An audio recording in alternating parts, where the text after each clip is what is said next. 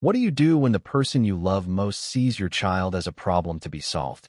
I stood in the kitchen, clutching a crumpled letter from some place called Bright Path Camp, my heart pounding. It promised to fix our son, Eli, to make him normal. My wife, Clara, had signed it without a word to me. Eli, our 14-year-old, wasn't broken.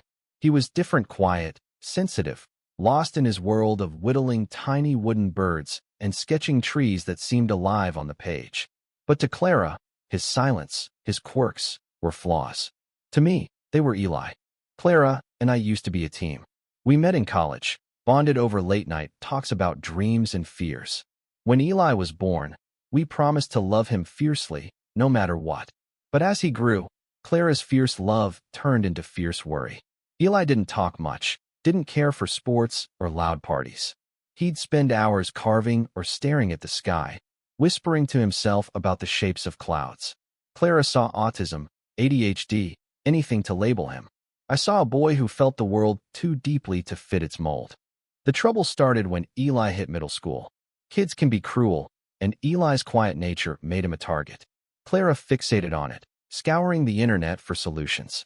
Therapy, diets, specialists, nothing was enough. I tried to tell her Eli was fine, just wired differently, but she'd snap. He's struggling, David. Don't you care? I cared. I cared so much it hurt to see her try to reshape him. Then came the letter from Bright Path, a therapeutic wilderness program for troubled youth. I found it tucked in her desk, already signed. She'd planned to send Eli away for the summer to be fixed. I confronted her that night. Clara, what is this? I held up the letter, my voice shaking. She stood by the sink, arms crossed, eyes hard. He needs help, David. You're blind to it. That camp will teach him to be normal, to fit in. I wanted to scream. Normal? Eli wasn't a machine to be recalibrated. He was our son, who cried when he saw a dead sparrow, who carved birds so delicate they seemed ready to fly. I told her no, absolutely not.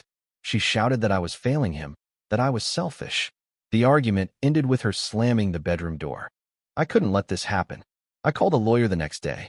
If Clara wouldn't listen, maybe a judge would. Filing for custody felt like betraying her, but it was for Eli. The court battle was brutal. Clara's lawyer painted me as negligent, claiming I ignored Eli's issues. I brought Eli's sketches, his carvings, photos of him smiling in the woods. I told the judge, my son isn't broken. He's just himself. Eli sat in the courtroom, head down, clutching a wooden sparrow. I hated that he had to hear it all. The judge granted me temporary custody, halting Clara's plan. Bright Path's reputation helped my case reports of harsh methods. Kids coming back worse, not better. Eli stayed with me, but the victory felt hollow. Clara was furious, barely speaking to me. Eli, caught in the middle, grew quieter. One night, I found him on the porch, carving. Dad, he said, voice small, does Mom hate me? I knelt beside him, heartbreaking. No, buddy. She loves you. She's just lost right now. I started taking Eli to the woods, where he felt free. We'd sit by a stream, him sketching, me listening as he talked about birds or the way leaves moved. Slowly, he opened up. He told me he felt like a puzzle piece that didn't fit. I told him the world needed his kind of different, that his heart was a gift. He smiled, a rare, real smile, and handed me a tiny wooden owl. For you, he said. Clara came around, bit by bit. She saw Eli's sketches, saw him laugh with me. One day, she joined us at the stream. She didn't say much, but she watched Eli, really watched him, for the first time in years. Later, she admitted she'd been scared he'd never fit in, that the world would break him. I told her the world would only break him if we tried to make him someone he wasn't. We're not fixed, not yet. Clara and I are in counseling, learning to meet Eli where he is. He's still quiet, still carves his birds, still sees the world in ways I'll never fully understand. But he's not broken.